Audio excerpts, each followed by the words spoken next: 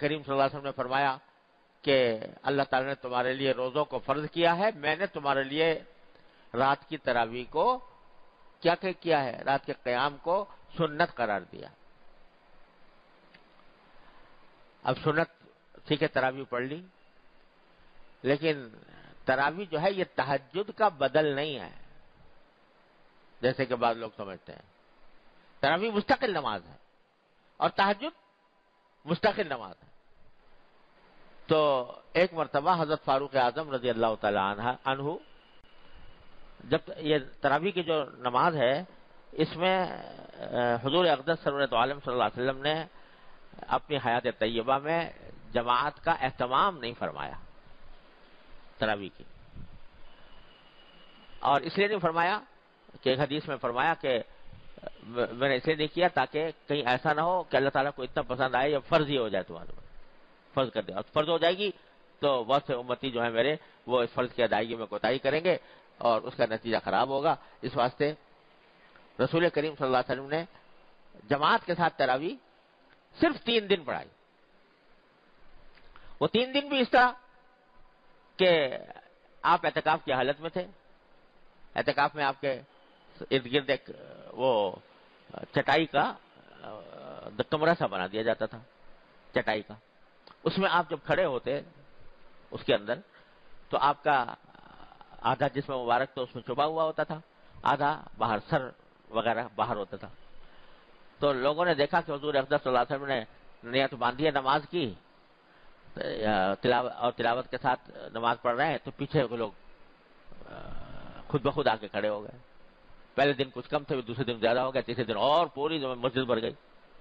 رسول کریم صلی اللہ علیہ وسلم نے امامت فرما رہے ہیں، صحابہ کرام پیچھے نماز پڑھ رہے ہیں، اتنے بڑے کہ مسجد بھر گئی۔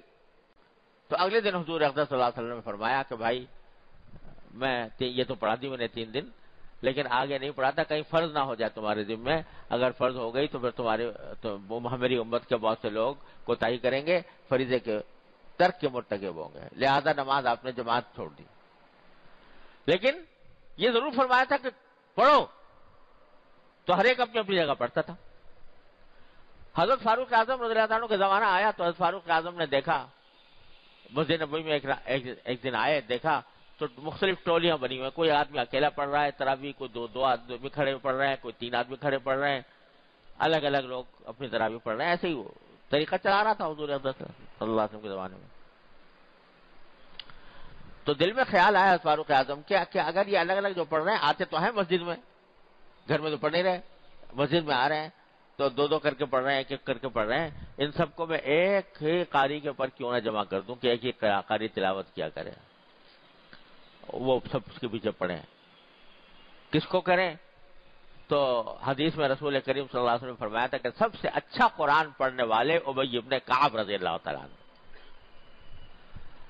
تو ان کو بلایا، ان کو کہا کہ آپ پڑھائیں۔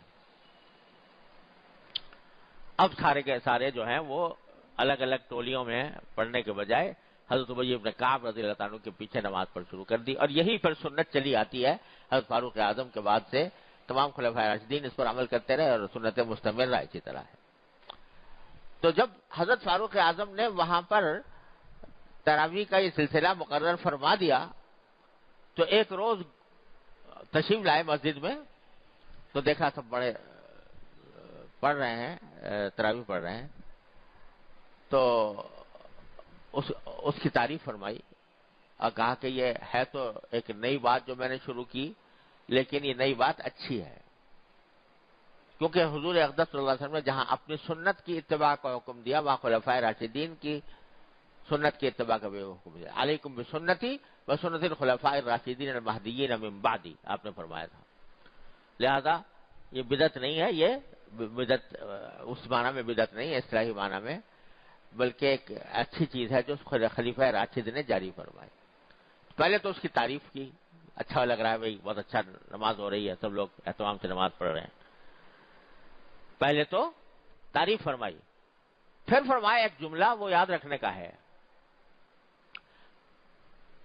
اللہ اکبر کبیرہ واللتی تنامون عنہا افضل من التی تقومون بها او کما قال رضی اللہ تعالی عنہ۔ کہ بھائی تراویح تو اچھی پڑھ رہے ہو، یہ بہت اچھی بات ہے اور اچھی بھی لگ رہی ہے، بہت اچھی بات ہے، لیکن وہ نماز جس سے تم سوئے رہتے ہو وہ اس سے زیادہ بہتر ہے.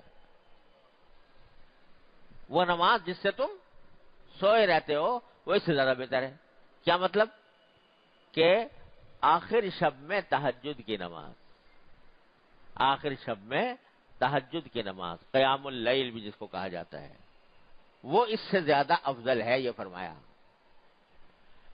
تو اس سے صاف واضح ہو رہا ہے کہ تراویح اور چیز ہے اور تہجد اور چیز ہے، اور دونوں اپنی اپنی جگہ مطلوب ہیں. تراویح بھی مطلوب ہے اور تہجد بھی مطلوب ہے.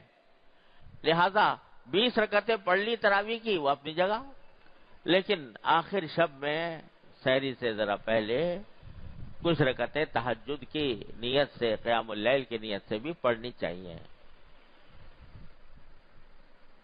کیونکہ حضرت فاروق اعظم نے وہاں متنبع کر دیا، یہ نہ سمجھنا بھائی تراویح کی 20 رکعتیں پڑھ لی تو بس چھٹی ہو گئی، تہجد نہیں ہے آج، یا قیام اللیل نہیں ہے. نہیں، وہ الگ ہے، یہ الگ ہے.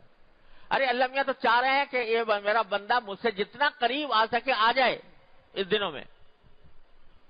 تو 20 رکعتیں تراویح کی پڑھی تو 8 رکعتیں تہجد کی بھی پڑھ لو. وہ تو سارے سال پڑھنی چاہیے، لیکن اگر اور سارے سال نہیں پڑھ سکتے تو رمضان میں پڑھ لو. سحری کے لیے اٹھتے ہی ہو کھانے پینے کے لیے، اس سے تھوڑی دیر پہلے اٹھ جاؤ اور پہلے اٹھ کے اس میں کچھ رکعتیں بنیت تہجد پڑھ لو. 4 6 8 10 12 جتنی توفیق ہو پڑھ لو. کیوں پڑھ لو؟ اس لیے کہ مقصد ہی لعلکم تتقون، تمہارے اندر تقوی پیدا ہو. تو مقصد یہ ہے کہ اس مہینے کا صرف یہ ایک سحری اور افطاری کا ایک تماشا نہیں ہے، بلکہ یہ در حقیقت مقصود یہ ہے کہ تقوی پیدا ہو تمہارے اندر. اور تقوی پیدا ہونا قرب ہے اللہ تبارک و تعالیٰ کا. اللہ تعالیٰ کے جتنے قریب آ جاؤ، قریب آ کر اللہ تعالیٰ کے ساتھ تعلق قائم کرو. تو اس لیے یہ تھوڑی سی اور عبادت میں اضافہ کر لو. جو عبادتیں نفل ہے، نفل ہونے کے معنی یہ ہوتے ہیں کہ اگر کوئی کرے تو ثواب ہے، نہ کرے تو کوئی مواخذہ نہیں، کوئی گرفت نہیں، کوئی گناہ نہیں. نفل، لیکن نفل جو ہے یہ اللہ تبارک و تعالیٰ کا قرب حاصل کرنے کا بہت قوی ذریعہ ہے. ایک حدیث میں رسول کریم صلی اللہ علیہ وسلم نے فرمایا کہ ما زال عبدی یتقرب الی بالنوافل، لا یزال عبدی یتقرب الی بالنوافل او کما قال صلی اللہ علیہ وسلم، کہ میرا بندہ نوافل کے ذریعے میرا قرب حاصل کرتا رہتا ہے. جتنا نفل زیادہ پڑے گا اتنا ہی میرا قرب حاصل ہوگا. میرا بندہ نوافل کے ذریعے میرا قرب حاصل کرتا رہتا ہے. اتنا کرتا ہے بعض اوقات یہاں تک کہ میں اس کی آنکھ بن جاتا ہوں جس سے وہ دیکھتا ہے، میں اس کے کان بن جاتا ہوں جس سے وہ سنتا ہے، میں اس کے پاؤں بن جاتا ہوں جس سے وہ چلتا ہے، میں اس کا ہاتھ بن جاتا ہوں جس سے وہ پکڑتا ہے. کیا مانا؟ کہ ہر وقت دل و دماغ پر اللہ تبارک و تعالیٰ کا خیال، اس کا تصور یہ محیط رہتا ہے. اور پھر جو بندہ جو کام کر رہا ہوتا ہے بس میرے رضا کے مطابق کر رہا ہوتا ہے. آنکھ سے اگر کوئی دیکھ رہا ہے تو میری اس چیز کو دیکھ رہا ہے جس کے دیکھنے سے میں خوش ہوں. کان سے اگر کچھ سن رہا ہے تو وہ باتیں سن رہا ہے جس سے میں خوش ہوں. زبان سے کوئی باتیں بول رہا ہے تو وہ باتیں بول رہا ہے کہ جس سے میں خوش ہوں. کہیں چل رہا ہے تو اس طرح چل رہا ہے جس سے میں خوش ہوں. یہ مانا ہے کہ میں اس کی آنکھ بن گیا جس سے وہ دیکھتا ہوں، جس سے وہ دیکھتا ہے. میں اس کا کان بن گیا جس سے سنتا ہے. میں اس کی زبان بن گیا جس سے وہ بولتا ہے. میں اس کا ہاتھ پاؤں بن گیا جس سے وہ چلتا ہے.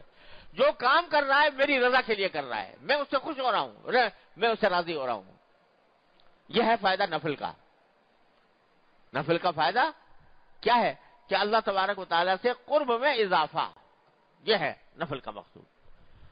تو رمضان میں نوافل کی کثرت، یعنی نفلی عبادتوں کی کثرت، یہ اس لیے تاکہ رمضان کا جو اصل مقصود تھا کہ اللہ تعالیٰ کا قرب حاصل ہو، وہ مقصود ضائع نہ ہو، مقصود اس کے اندر ترقی ہو. لہذا اس میں مثلا عام دنوں میں اگر فرض کرو تب اوابین جو مغرب کے بعد 6 رکعتیں ہوتی ہیں نہیں پڑھنے کا معمول نہیں ہے، لیکن رمضان میں بنا لیں. معمول. اشراق پڑھنے کا عام دنوں میں معمول نہیں ہے، رمضان میں بنا لے. چارج پڑھنے کا معمول نہیں ہے، رمضان میں بنا لے. صلاۃ التسبیح سارے سال نہیں پڑھی جاتی، اس میں پڑھ لے رمضان میں.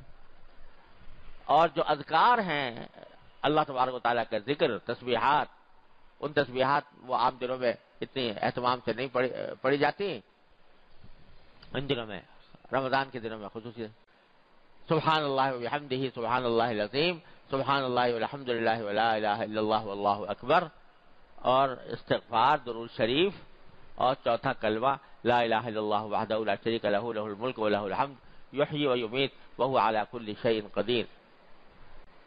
یہ اذکار زبان پر ہیں، چلتے پھرتے رہیں، چلتے پھرتے بھی پڑھتے رہیں، اور کسی وقت بیٹھ کے آرام سے وقت نکال کے بھی پڑھ.